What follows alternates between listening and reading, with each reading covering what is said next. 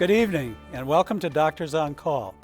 I'm Dr. Ray Christensen, a faculty member with the Department of Family Medicine and Biobehavioral Health at the University of Minnesota Medical School. I'm also a family physician at Gateway Family Health Clinic in Moose Lake. I am your host for our season premiere tonight, number what I can't remember, 40 plus, but tonight we're going to talk about immunizations. This season we will again be rotating hosts from the medical school, including Drs. Mary Owen, Dr. Ryan Harden, Dr. Chris Acoity, and myself. The success of this program is very dependent upon you, the viewer.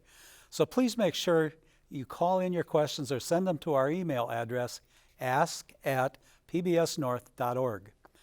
Our panelists this evening include Dr. Gratia Pitcher, hospitalist and chief medical officer from Essentia Health in Duluth, Dr. Sharnell Valentine, pediatrician from Essentia Health in Duluth. Our medical students answering the phones tonight are Nicholas Christensen from Albert Lee, Minnesota, Jens Christensen from Rapid City, South Dakota, and Jared Sipe from Baudette, Minnesota. And now on to tonight's program on immunizations.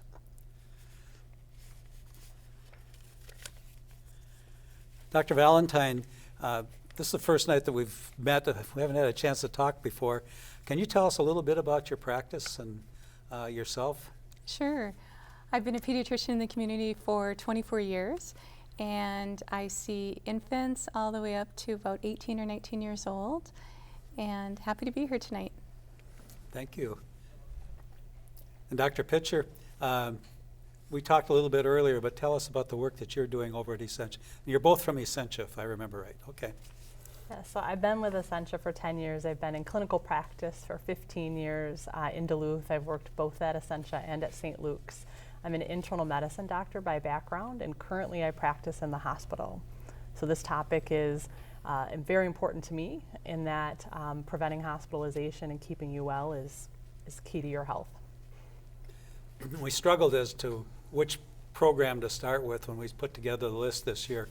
And we've chose immunizations up front because this is usually a busy time of the year, and this is the beginning of the respiratory season. The kids are back in school, and we're all back, maybe back in our offices or working somewhere. Sharnell, what's the main things that we should be worrying about now as we come back together from an immunization standpoint? And why don't you go ahead and work at it from the pediatric standpoint, because we don't do that very often. Sure, thank you. Well, kids are coming back in from summer vacation and all gathering together, so it does tend to seem like there's one viral infection after another at the start of the season.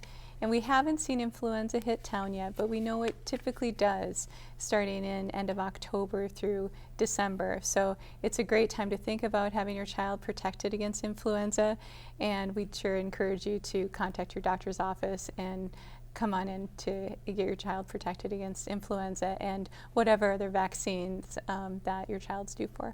So short of vaccines, are there other things that we can do to protect ourselves as individuals? Well, it's important not to go to school and go to work when you're ill. It's good to stay home. Of course, when we're out in the community, we want to mask if it's appropriate, wash your hands, all those common sense things. Dr. Pitcher, let's move to let's go to the adults now. What should we be looking out for?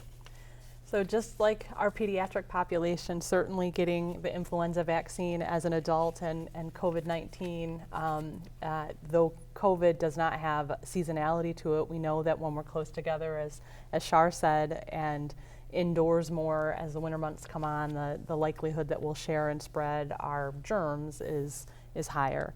Certainly adults, as they age, are more at risk for severe disease from influenza and COVID-19, and so vaccination is one way to help make that disease less severe as we age. I'm going to start with COVID-19, and the reason is there's been a lot of controversy back and forth about that over time. We've got a really good immunization, I think, for it. And I'm just wondering where we should be at the present time. As we go into the fall, I'm old, so now I'm thinking I have to have my double dose of flu, and I need a COVID shot. And do I need that RSV shot too? And I don't know, help me out. Yeah, so I would say, yeah, I would go for all three. And I understand some people are hesitant to have all three due to concerns about side effects.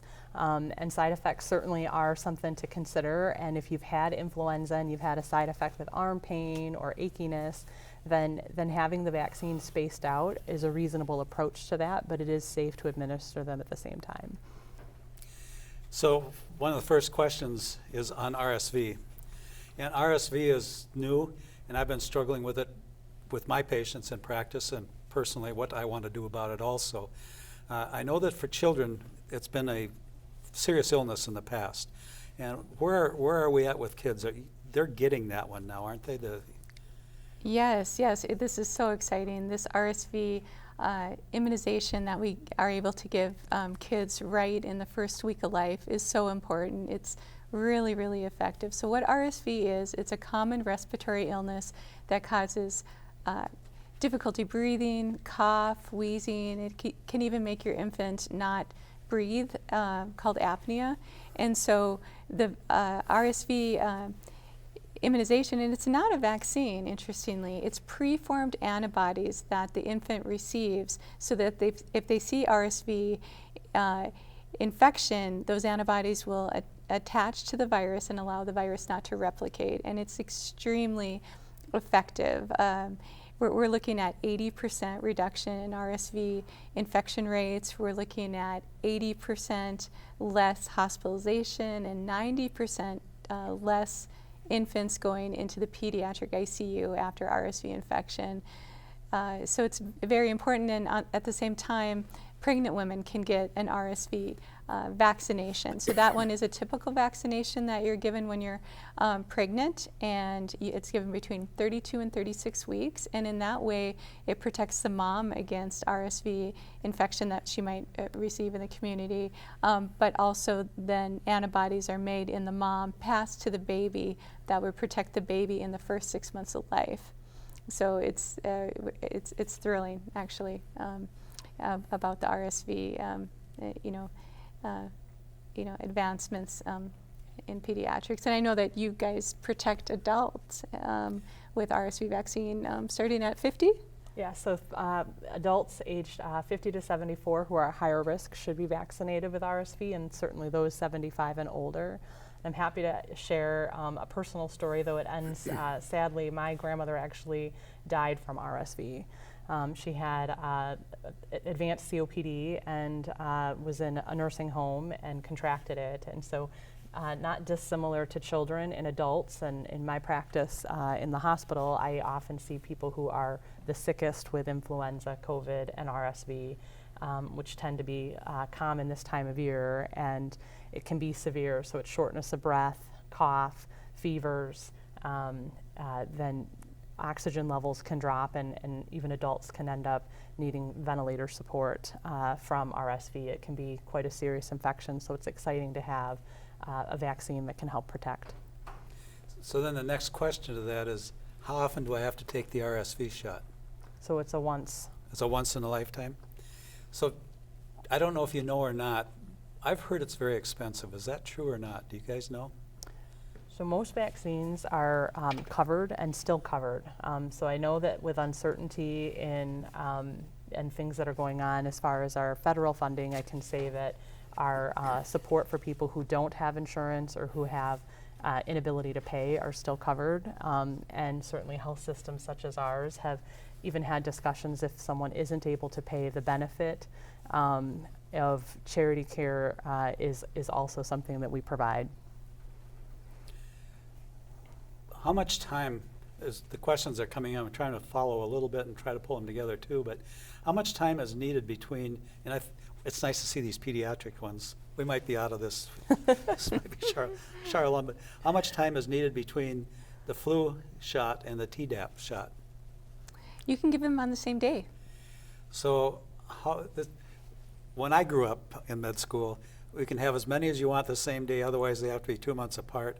And then I think there's a live viral component in there somewhere too. Help me out. Sure.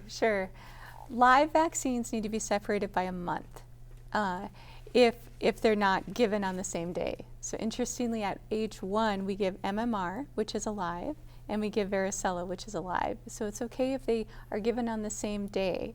But if you don't give them on the same day, we need to space them out by a month. Why is hepatitis B vaccine, sorry I'm picking on you. Not at all. But why is hepatitis B vaccine recommended at birth?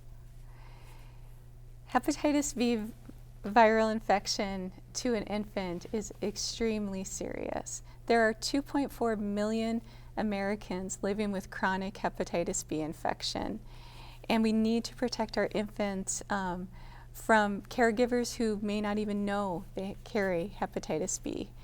If an infant receives or contracts hepatitis B, they have a 90% lifelong risk of either developing chronic liver disease or liver cancer. So that's completely preventable if they're protected right at birth. We give a birth dose, and then it's included in our typical childhood vaccine schedule at 2, 4, and 6 months.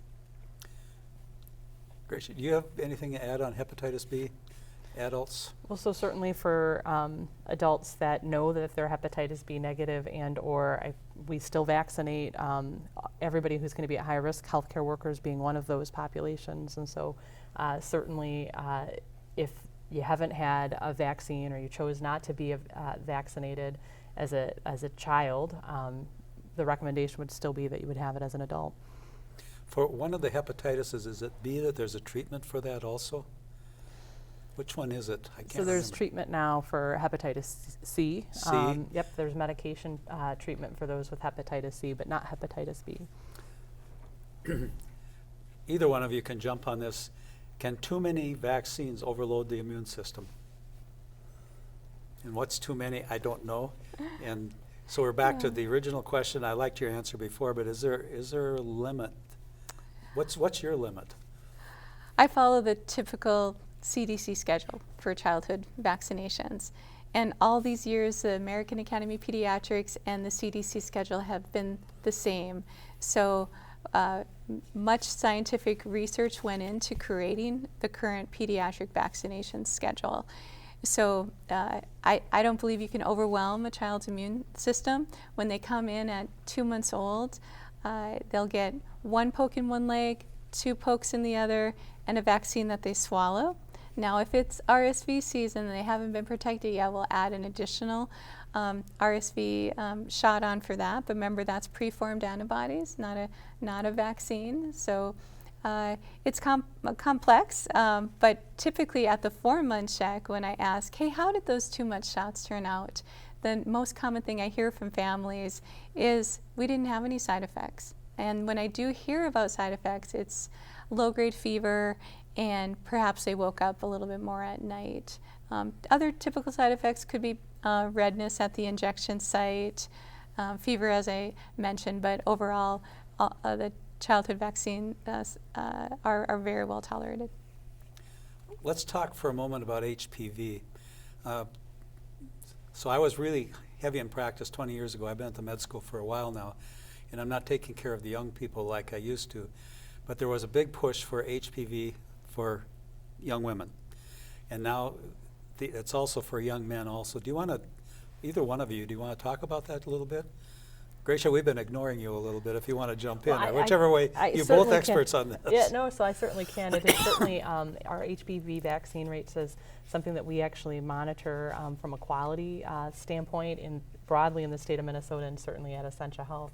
And really the reason for the push for vaccine, and Shar can add to this, is because we know that HPV is related to cancer, and it is a vaccine that can literally prevent cancer. In women, cervical cancer, but certainly there are HPV-related cancers that are in the head and neck as well, and so that really is the reason to do so. And they're looking at changing recommendations, and even people who hadn't had them as a child can have them, and extending that into adulthood. Shar, anything to add?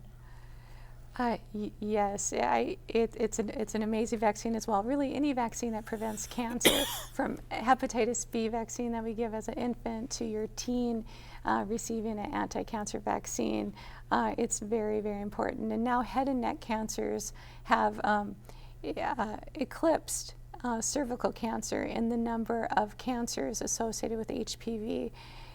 So I would just encourage you to have a discussion when your child comes into the doctor. We start at age 9.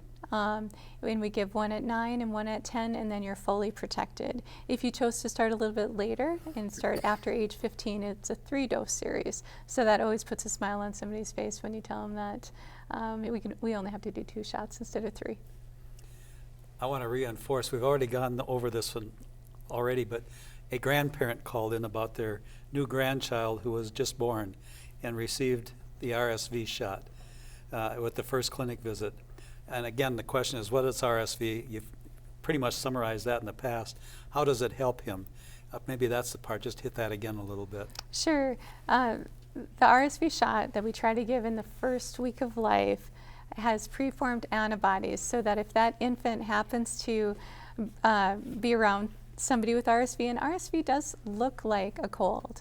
You know, it looks like cough, runny nose, and it may, in adults who are healthy, again, not elderly and not having an underlying medical condition.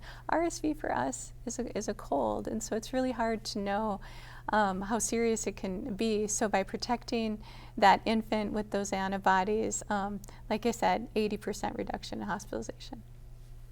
That's great, really. Gratia, this is the harder one. How is vaccine development different now compared to 20 years ago? And as we go back and look at the mRNAs and others coming through, what are your thoughts on development versus the past? Well, so certainly what we've learned about the mRNA vaccine, and even though it is it was new to the market during the COVID-19 pandemic, it actually is not new technology. It's been around since the 80s. And so it's just, how do you use the different techniques to create vaccines, and what is the utility? And sometimes it's that we, the medical community, don't know how it can be used. And so I will say that yes, you know, and Shar talked about kind of live virus vaccines. There's certainly different types of vaccines. We talked about immunization, which is a little bit different, and it is complex about vaccines. But how they're developed is not necessarily predictive of kind of side effects or complications from them. I want to go back. I'm old, and I came into life just as polio was really being addressed way back when. So if we go back and look at the history of immunizations, we look at smallpox, and we've all been educated in smallpox in the past. And then polio came along. I remember that first shot. I couldn't walk for a week, but my mother insisted that we had to go get those. But polio was really, really bad as to what it could do to a person. And a lot of changes happened. The polio vaccine has changed. And now the other one that was the most infectious disease of all is measles. You walk in a room where there's measles and you've got it basically. What's happening with measles? Shar, I'm going to lean on you a little bit. Where are we with measles in Minnesota these days? Well, unfortunately, there's 10 cases right now in Dakota County, so that's South St. Paul, Lakeville area. So it's here, unfortunately. Our herd immunity is going away with people choosing not to vaccinate as often. You know, in Minnesota, we're at less than 93% of the students entering kindergarten being fully vaccinated. And back in 2020, we were at 95%. So we are seeing less children vaccinated, and we know that we need that herd immunity to keep measles rates down. And one of the questions that just rolled in is right along that same line, is the fact that it's coming back, and then the herd immunity piece of that. And that seems to be a big struggle. How do we change that? What's the message you use in your office when you're talking to people regarding measles and some of these shots? Well, I think vaccines are a little bit of a victim of their own success. When Americans don't have a knowledge of what the disease can do, they don't view it as crucial as perhaps they should. So it's a good conversation to have with your provider if you're on the fence, and we're really good at having open-ended questions and conversations to address any type of hesitancy you might have. And we recognize that folks can be worried about the disease, but also worried about a side effect of the vaccine at the same time.